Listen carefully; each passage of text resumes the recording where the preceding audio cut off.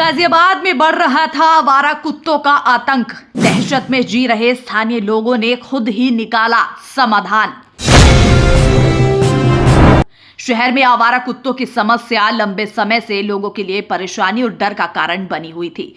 गली मोहल्लों से लेकर बड़ी हाउसिंग सोसाइटी तक बच्चे, बुजुर्ग और महिलाएं खुद को असुरक्षित महसूस कर रहे थे। कई बार शिकायतें हुई, बैठकें चली, लेकिन कोई ठोस समाधान सामने नहीं आ पा रहा था।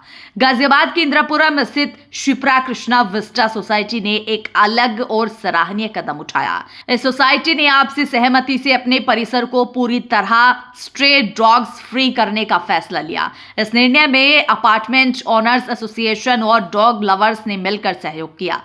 सोसाइटी परिसर में मौजूद सभी आवारा कुत्तों को बाहर बनाए गए एक सुरक्षित शेल्टर होम में शिफ्ट किया गया है।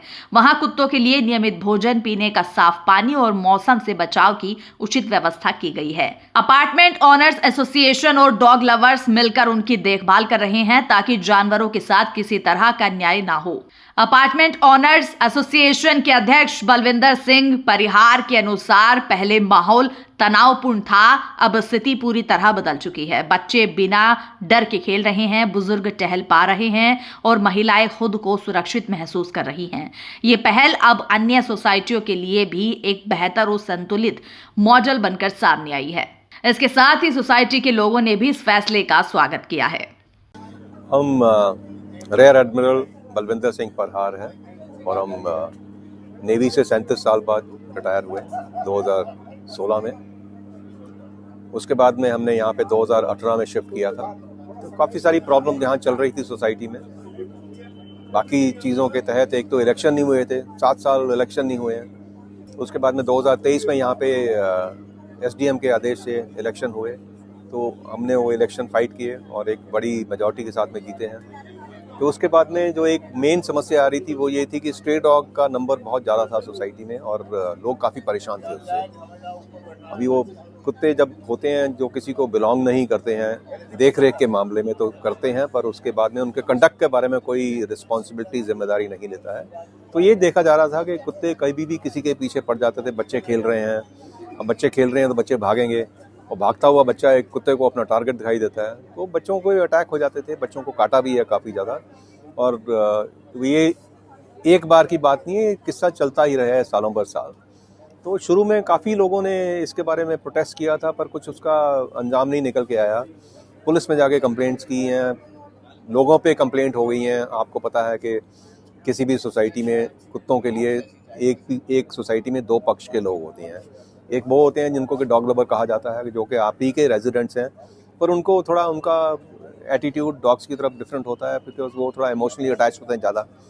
और इसके कारण जो बाकी लोग होते हैं जिनको कुछ परेशानी हो रही है काटने की या परेशान कुत्ते के पीछे भागने की, वो अलग से रहता है। तो दोनों के बीच में एक संबंध ऐसे रहते हैं कि जो कि एक दूसरे के विपरीत होते हैं बिल्कुल।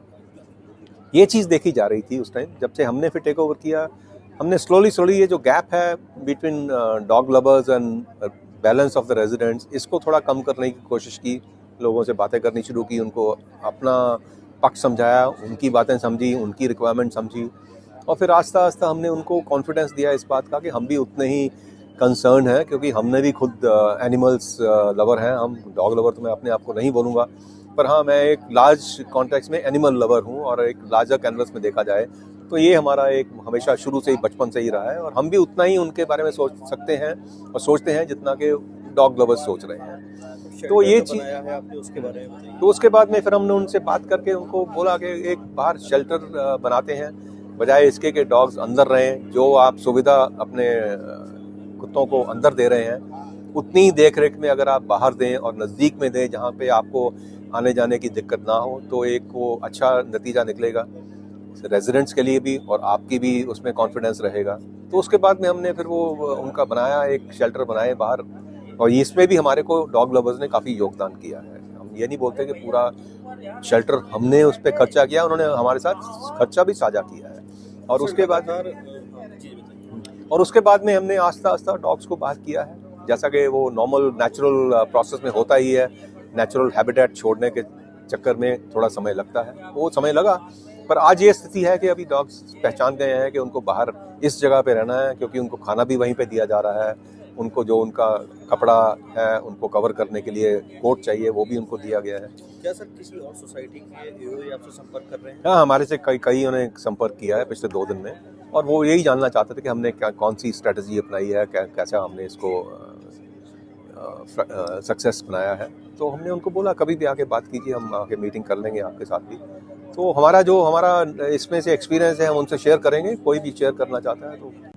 मेरा नाम मनीष जसोरिया, मैं शिप्रा कृष्णा विस्टा का निवासी हूँ। देखिए, जब मैं सोसाइटी में 2018 में आया था तो कुछ ही टाइम बाद मेरी बिटिया जब स्कूल जा रही थी, उसके ऊपर डॉग्स ने अटैक किया था। मेरे पेरेंट्स भी साथ में रहते हैं, उनकी भी एज है, तो उनका भी कंसर्न रहता था, हमें भी डर लगता था बिटिया को अकेले, उसको वो नीचे नहीं आती थी अकेले। अब जब से ये कवायद शुरू हुई, डॉग्स कम होने शुरू हुए और अब तो 100% डॉग फ्री सोसाइटी हो गई है हमारी, तो अब मेरी बिटिया अपने फ्रेंड्स के साथ आराम से खेल पाती है, जो कि एक हमारा कंसर्न रहता है। हम तो ऑफिस में रहते हैं, है ना, पेरेंट्स का कंसर्न के बारे में हम कंसर्न होते हैं, अपने बच्चों के बारे में होते हैं। तो वो एक दिमाग में जो एक टेंशन थी वो ख़त्म हो गई है, और ये मेरे साथ नहीं, हमारे जैसे बहुत सारे लोगों के साथ। अब सुकून से, मतलब बिना किसी डर के बच्चे नीचे जा सकते हैं, खेल सकते हैं, पार्क में कहीं पे भी, कोई उनको डर नहीं है कि कोई कुत्ता आके उनके ऊपर अटैक करे।